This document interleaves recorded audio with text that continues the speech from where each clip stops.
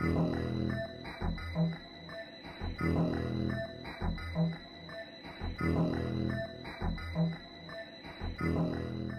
ben encore une fois, chers amis, Nanatsu no Taizai arrive à me surprendre en nous donnant un contenu qui est différent de tout ce qu'on avait pu avoir depuis le début de ce manga. Et là, on a un moment un peu parenthèse où on retrouve le héros qui est tout simplement, entre guillemets, mort. Et c'est justement le moment pour nous de respirer un petit peu et de retrouver, voilà, de revenir sur le passé. Je trouve que c'est vraiment très très bien parce que c'est pas réellement un flashback, mais je trouve que c'est une excellente façon de nous faire prendre une petite pause un petit peu dans l'intrigue. Remarquez qu'on ne voit plus du tout de démons ou quoi que ce soit depuis le chapitre dernier, et qu'on a une espèce de temps mort, temps arrêté un petit peu, et je trouve que c'est vraiment très réussi. On se retrouve pour les reviews doubles. Encore une fois, chers amis, je suis désolé, oui, j'ai pas le temps de faire les reviews, alors je fais ça. Je suis désolé, mais on fera jamais de review triple. Non, là quand même, j'ai ma dignité quand même. Donc voilà, review double de Nanatsu no Taizai, chapitre 181 et 182, bravo, et qui sont très intéressants. Voilà, on va pas se mentir, chapitre extrêmement intéressant qui pose plein de questions, qui répond pas à tout, mais qui pose plein de questions, et qui réintroduit un personnage franchement génial, je trouve, super bien, et qui en plus lui donne le traitement que, voilà, je pouvais me poser la question, quel traitement va être donné à ce perso par rapport à ce qu'on imaginait de ce personnage, et surtout par rapport à l'atmosphère qu'on connaît de Nanatsu no Taizai. Je m'explique. Et ça va être mon premier point, Zaratras. Pourquoi ce personnage est très cool en fait? Et bien tout simplement parce que à la fois il est drôle et très cartoonesque, et c'est un humour qui est très Nanatsu no Taizai, c'est-à-dire un personnage qui a des côtés qui présente en fait un caractère assez badass sous une certaine approche, mais en même temps un côté tout à fait ridicule, un énorme défaut, et ici c'est clairement le côté grandiloquent, un petit peu, voilà, un peu à la God Serena d'ailleurs, du peu qu'on a pu voir de lui d'ailleurs dans Fairy Tail. En ce qui concerne donc Zaratras, il y a ce côté à la fois très badass, qui incarne un petit peu l'aspect très paladin, très chevalier sacré, de par sa stature, hein, on va pas se mentir, et franchement je trouve que le personnage est cool, une sorte de Ukitake un peu musclé, donc ouais, je trouve ça très bien d'avoir un personnage comme ça, parce que mine de rien, on manque un peu de personnages à l'imposance, à la carrure rassurante, je trouve, dans un univers de chevaliers qui sont très souvent représentés de cette manière. Je veux dire, on avait Dreyfus, on avait un petit peu ce genre de gars, mais les principaux héros de Nanatsu no Taizai sont un petit peu tous des loups solitaires, des mecs un petit peu des outsiders, des mecs un peu bizarres. Et là, on a un espèce de mec qui incarne toute la chevalerie, enfin voilà. Mais en même temps, avec cet esprit un petit peu décalé, cet humour qui fait de lui un personnage, voilà, on s'y attendait pas. Moi, je m'attendais pas à ce qu'il soit aussi détonnant, ce gars, et surtout aussi un petit peu, comment dire, je vais trouver le mot parfait. Un personnage qui nous permet de prendre du recul un petit peu, parce que à aucun moment le gars prend vraiment les choses au sérieux, ou du moins ne panique ou quoi que ce soit. Il voit Meliodas mort, le gars il est ok, bah on va aller dans ses souvenirs, on va voir ce qui s'est passé. Et puis en même temps, de l'autre côté, il s'imagine mort, et il revit, et la seule chose qui lui vient à l'esprit, c'est si jamais il revoit son père, il pourrait avoir une crise cardiaque, et si jamais son père ne le reconnaît pas, il pourrait avoir une crise cardiaque. Je veux dire, c'est très très drôle parce que c'est un personnage qui est très vif en fait. Et c'est chouette d'avoir ça, des personnages qui se passent des tas de choses dans leur tête à une vitesse absolument dingue, et je trouve ça cool, c'est très rafraîchissant, c'est un personnage rafraîchissant, point, voilà, c'est tout. Le mot parfait était rafraîchissant. Merci, merci mon cerveau. Bien. Attendez, maintenant j'ai trouvé le bon mot, maintenant il faut que je reprenne de l'énergie cérébrale. Ok, c'est bon. Donc, deuxième point, Zaratras, ramené à la vie, de quelle manière? Oui, parce que ça nous pose une question. Comment Zaratras a-t-il pu revenir à la vie? Donc, la question qui se pose ici, c'est... ça peut pas être comme ça d'un claquement de doigts, faut quand même arrêter un petit peu avec les résurrections à tout va, Nakaba. Hein, il nous fait ça avec Elaine, bon ok... Il y avait une raison. Est-ce que c'est la même ici? Est-ce que c'est Merasila? Il parle d'une puissance de 10 commandements, d'une magie qui l'aurait ramené à la vie, qui aurait repris cette âme qui était bouillonnante de rancœur et de haine, et qui l'aurait remis dans le corps parce que, pour X raisons, voilà, parce que justement c'était une âme qui était encore animée par une volonté spécifique. En ce qui concerne donc celle de Zaratras, bien sûr, hein, sa rancœur par rapport à ce qui lui était arrivé. Bon. Est-ce que c'est ça? Est-ce que c'est Merasila qui, lorsqu'elle a été soignée par Gloxinia, elle était en mode full puissance et elle a un petit peu déchaîné son pouvoir un petit peu partout, et comme ça, il est avéré que maintenant Zaratras en a profité. Ok, bon. Est-ce que ça pourrait pas non plus être Méliodas? Parce que Méliodas, c'est un commandement. Eh oui, c'était un commandement. Donc ça pourrait être ça. Mais quel rapport avec Zaratras? Bon. Est-ce que les sentiments de haine et de rancœur qu'évoque Zaratras ne pourraient pas être ceux de Méliodas? Et oui, parce qu'on n'a pas vu véritablement l'effet de la magie, ou du moins du pouvoir des commandements de Méliodas. Quel rapport avec la colère et tout ça? Est-ce que ça pourrait pas donner vie, cette puissance, une espèce de puissance colérique en lui, une haine qui pourrait, je sais pas, s'exprimer de manière très puissante et causer à la fois des explosions, des grosses destructions massives comme celle qui est arrivée à Tenafor, et de un petit peu renverser la balance de la vie, et je dis n'importe quoi, hein, mais j'essaie d'imaginer, et un petit peu percer les différents mondes qui séparent les mondes des morts, le monde des vivants. Je sais pas, redonner de la puissance à des personnes qui l'auraient déçu, je sais pas, hein, j'essaie d'imaginer quelque chose par rapport à une émotion puissante qui est évoquée par Zaratras. Ou alors troisième possibilité, c'est parce que Zaratras est un druide, et que, comme on ne connaît pas encore grand chose sur les druides, il aurait été ressuscité d'une manière ou d'une autre par les druides. On sait que c'est un druide parce que non seulement il a la magie purge, mais aussi qu'il fait une espèce de rituel druidique, donc bon, on sait que c'est un druide, hein. Voilà. Bon, déjà, c'est une très bonne chose, le personnage de Zaratras est amené, franchement, il est le bienvenu, et je me dis qu'il est même, enfin, je veux dire, ok, si lui, ou, comment il s'appelle, déjà Escanor, ou je sais pas, un des commandements voulait être le personnage principal, moi je dirais ok. Vous voyez, je dirais ok, ça passe large. Et je dis pas ça parce que Méliodas n'est pas là. Enfin si, je dis complètement ça parce que Méliodas n'est pas là. Soyons honnêtes. Non, mais c'est parce que je trouve qu'ils incarnent, enfin ils ont toutes les capacités, les critères requis, je trouve, ils sont assez sympathiques et ils ont un côté badass. Donc je trouve que c'est, et puis ils ont des enjeux en ce qui concerne Zaratras. Nom d'une pipe, de nom de nom, je veux dire, qu'est-ce qu'il fait, qu'est-ce que Quaidon qu'il fait là? Enfin, je veux dire, il va falloir comme vous expliquer un petit peu plus clairement ce pourquoi il a été ramené à la vie, parce que j'attends bien ce pourquoi. Il y a non seulement une raison, mais aussi un but, je pense. Enfin donc, chapitre 182, des choses très intéressantes interviennent. Le flashback, ou du moins l'espèce de... un peu comme dans la pancine, hein, dans Harry Potter, c'est-à-dire on se replonge dans le souvenir de Méliodas, et il y a une espèce de flashback un peu bizarre où on revit les souvenirs de Méliodas. Oui, c'est ça, de Méliodas, donc, parce que j'hésitais entre Zaratras et Méliodas, puisque Zaratras est aussi présent dans la scène, mais c'est bien les souvenirs de Méliodas, puisque le rituel a été effectué sur le corps de Méliodas. Bon, on apprend qu'en fait, Elisabeth, c'est ce truc de dingue, c'est pas la fille du roi. Enfin, il me semble qu'on ne savait pas, c'est ça, hein. Moi ça m'a... Non, parce qu'il arrive des fois qu'on oublie des passages et qu'en fait on soit là, ah putain, je suis super étonné, et en fait, non, là il me semble qu'on c'est vraiment une révélation, c'était pas la fille, et donc elle était dans les bras de Méliodas après les événements de Tenafor. Alors là je comprends pas. Bon, on sait qui était présent à Tenafor, vous savez ce qui s'est... Il s'est passé, il y avait Méliodas a donc expérimenté la mort, voilà, fait l'expérience de la mort de Lise et a confronté le démon qui a causé tout ça, et s'en est suivi la destruction de Tenafor. Entre temps, il nous manque des éléments, bien sûr, et notamment qui est cette jeune fille. On a zéro information, zéro lien niet nein.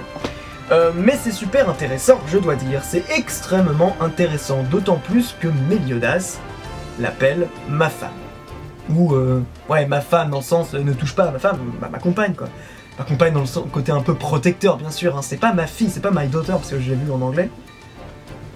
C'est pas my daughter, c'est pas ma fille. Et la différence d'âge, c'est pas trop ce qui me bloque, là, les amis. C'est simplement que ça ne fait pas de sens. Méliodas est très vieux. Et à l'époque, il a vécu cette expérience avec Lise, et ça fait pas de sens. Qu'est-ce que ça veut dire? Très bizarre. Est-ce qu'il y a une sorte de réincarnation? Alors oui, je sais, ce que vous allez me dire, oui, c'est une sorte de réincarnation un petit peu de Lise à Elisabeth. Mais c'est quand même assez intéressant tout ça, ça nous pose plein de questions. Ensuite, autre truc assez intéressant. Avant toute chose, non, avant de passer à l'autre point, je voudrais juste dire un truc. Elisabeth commence un peu à m'agacer, c'est-à-dire que je trouve qu'elle est un petit peu trop en train de tomber dans le syndrome des princesses Disney, c'est-à-dire qu'elle est un petit peu en train d'être là et de savoir rien faire et d'être juste là, elle, la pauvre princesse éplorée qu'il faut sauver et qui a besoin de son prince. ça me fait un peu chier, je préfère quand même les personnages qui ont un objectif et qui travaillent vers cet objectif. Là, elle est juste en train de se lamenter, ça m'agace un petit peu. Voilà, c'est juste ça, voilà, ça m'agace. J'aimerais qu'elle reprenne un petit peu confiance en elle et qu'elle aille un peu plus avant dans son apprentissage de la voie du druide, voilà. Ensuite, avant d'y aller point, je parlerai d'un détail très intéressant. Création des 10 commandements, non, des 7 péchés capitaux. Alors, ils nous font... oh là là, révélation ultime, les péchés capitaux ont été conçus pour détruire les 10 commandements. Ouais, on s'en doutait, enfin je veux dire, on s'en doutait qu'il y avait une espèce de but un petit peu supérieur dans la création de cette escouade, et qu'il y avait le côté un peu confrontation évidemment aux 10 commandements. Ça n'a jamais été spécifié, mais enfin je veux dire, c'est quand même assez évident. Du moins, c'était pas du tout quelque chose qui ne m'avait jamais traversé l'esprit. Donc ici, la surprise n'était pas complètement inattendue, si vous voyez ce que je veux dire. Par contre, il y a quelque chose qui m'a intéressé, qui m'a interloqué, qui m'a interpellé, qui m'a attiré le regard, qui m'a titillé l'oreille, c'est quand Merlin dit les 5 sont issus de 5 tribus différentes, 5 clans différents. Et là on se dit ok, ouais, vous savez. Mais non. Non, on savait pas, les amis. Oui, d'accord, vous allez me dire, bien sûr. Vous allez me dire quoi? Vous allez me dire, Gauter, c'est un démon. Ok. Pantin, mais démon. Bon, d'accord. King, c'est une fée. C'est un elfe, c'est une fée, c'est un féto, tout ce que vous voulez. Ok. Diane, c'est une géante. Ok, jusque-là, on est bon. Ban, Escanor. À aucun moment on nous a dit qu'ils étaient différents, on nous a juste dit c'est des humains. Voilà, c'est des humains. Ce qui veut donc dire que soit Ban, soit Escanor sont issus d'un autre clan. Première hypothèse, et sûrement c'est celle qui ne sera pas celle que... Voilà, ça sera pas celle-là, mais enfin bon, on peut quand même la dire. J'y avais déjà pensé depuis le début. Est-ce que Ban ne serait pas un vampire? Les vampires, c'est une race, un clan qu'on nous a introduit dans le petit chapitre annexe, voilà, un peu Gaiden sur les vampires, que voilà, une espèce de mini-arc sur les vampires d'Édimbourg, ok. Et on avait eu ça, et les vampires de Nanatsu no Taizai ont ces espèces de pouvoirs qui sont un petit peu une métaphore du vampire qui se sent, c'est-à-dire qu'ils peuvent aspirer la vie. C'est souvent ce à quoi, dans la culture populaire, on apparente la magie vampirique, c'est-à-dire un petit peu à la fois le côté créature de la nuit, pouvant créer des illusions, tout ça, manipuler les êtres, mais surtout aspirer la vie en fait, quelle que soit la substance vitale dont il est question, c'est-à-dire le sang, vraiment, enfin tout ça. Et ici, ce qui est intéressant, je dirais, c'est que Ban, il a un pouvoir qui est exactement pareil, c'est-à-dire qu'il peut voler l'essence, l'énergie des gens. Et aussi, il a un côté un petit peu... il est immortel d'ailleurs, bon bien sûr son immortalité ne l'a pas acquis de par une nature vampirique, il l'a acquis d'une autre manière, on le sait. On sait comment il l'a acquis. Mais le truc, c'est qu'il a une magie qui est très apparentée, enfin une magie, un pouvoir, un Marioku, encore une fois c'est différent. Magie, c'est ce que font les magiciens, et Marioku c'est le pouvoir, c'est ce que tu as en toi depuis le début, et que c'est un potentiel que tu peux... voilà, c'est pas lié à la magie, c'est pas lié à un apprentissage magique, des arcanes. Mais en l'occurrence ici, voilà, Ban pourrait très bien être un vampire. C'est possible, on a vu les vampires, et ils ont été expédiés en quelques chapitres dans ce mini-arc, et voilà. Donc, ça reste quand même quelque chose de potentiel, de possible, de plausible. Mais je pense que la deuxième hypothèse, elle est quand même celle qui va s'avérer être la bonne, c'est que tout simplement, la vérité derrière la nature si spéciale et si étrange d'Escanor, c'est qu'il est issu du clan des dieux, et ça nous donne un pont direct vers un arc ou je ne sais pas, une intrigue supplémentaire qui nous lierait à ce dernier clan dont on ne sait absolument rien.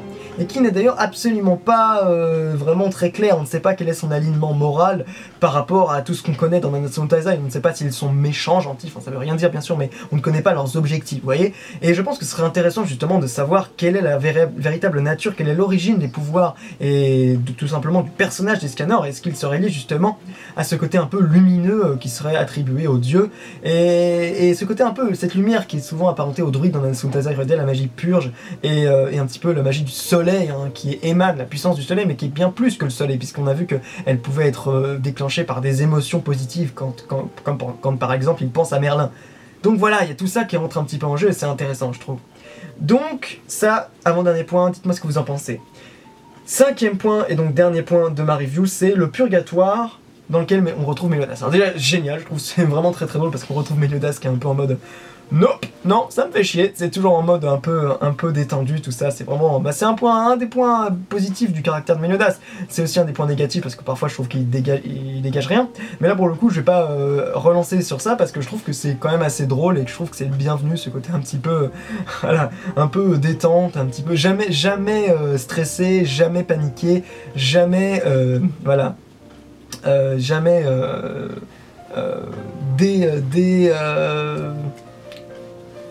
vous comprenez ce que je veux dire. Des fois il y a des mots ils veulent pas venir, hein, c'est pas la peine de chercher. Mais vous voyez ce que je veux dire. Assez difficilement déstabilisé. Et c'est ça qui est assez intéressant avec Meliodas. Mais ici en fait le terme de purgatoire c'est intéressant parce que ça peut désigner soit une sorte d'enfer, une sorte de tribunal des démons, ou alors un passage entre, ce qui est un peu la version chrétienne, hein, entre l'enfer et le monde des dieux, et là où peut-être les démons seraient punis et seraient réhabilités peut-être, je sais pas, dans une espèce de reconversion de l'âme, de purification de l'âme, c'est possible, hein. C'est un peu ce délire là, la purification par le purgatoire. Après je sais que le purgatoire, souvent dans les traductions japonaises, le mot qui est donné comme traduction par le mot purgatoire, c'est souvent ça désigne en fait beaucoup plus l'enfer. Enfin disons pas l'enfer au sens où on l'entend, mais voilà, le royaume des démons, le royaume infernal quoi un petit peu. Donc à vous de voir, je ne sais pas vraiment, en ce qui concerne ici, on a plus vraiment l'impression que c'est une sorte de tribunal, mais pas tribunal au sens procès, plutôt au sens aventure personnelle, par rapport à, voilà, expérimentation par rapport à ses propres fautes, ses propres démons, en l'occurrence, ses démons intérieurs. Et ici, Meliodas, il est dans une espèce de poche de plan de dimension un petit peu curieuse, entre la vie et la mort peut-être, où il va devoir répondre à des questions, il semble être interrogé, il va faire un petit bout de chemin avec une voix qui semble l'accoster, et je pense que cette voix, ça pourrait très bien soit être un dieu, soit être une déesse, si vous voulez, ou être tout simplement lui-même, la réflexion de sa conscience. Son nature démoniaque, si vous voulez. Soit on est... De toute façon, il faut choisir, soit on est dans un plan démoniaque, soit on est dans un plan des déesses. Les déesses qui souhaiteraient purifier Meliodas de sa nature démoniaque, on sait qu'elles ont certaines affaires à régler avec Meliodas, on avait vu quand elles avaient demandé à Ban de tuer Meliodas. Ou alors, c'est un plan démoniaque, le roi des démons peut-être qui s'exprime à Meliodas, qui le rappelle à lui, peut-être car il aurait échoué, je ne sais quoi, et comme Meliodas appartiendrait au clan des démons, il serait rappelé dans cette espèce d'enfer, si vous voulez, de porte vers les enfers, qui mènerait donc au royaume des démons. Voilà les amis, dites-moi ce que vous avez pensé de tout ça. On se retrouve la semaine prochaine, eh bien, pour une review donc, de Lands of Isaiah, chapitre 53 bien sûr. Et en attendant, eh bien, passez une agréable soirée, après-midi, matinée, comme vous voulez. Allez les amis, ciao!